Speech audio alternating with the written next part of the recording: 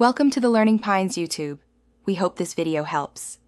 In this video, I will explain how to get on your PS5. First, ensure your console is properly connected.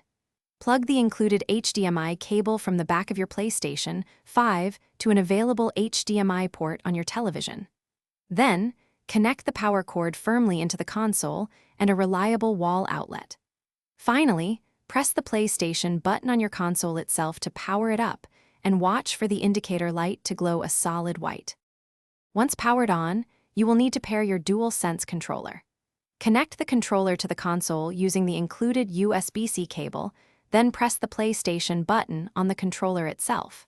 Follow the on-screen instructions to either sign in to your existing PlayStation Network account or create a brand new one. This account is essential for accessing all features, including digital games and online services. Next, you will want to connect your console to the internet. Go to the Settings menu, then select Network. Here, you can choose to connect using a wireless Wi-Fi network or opt for a more stable, wired Ethernet connection if available.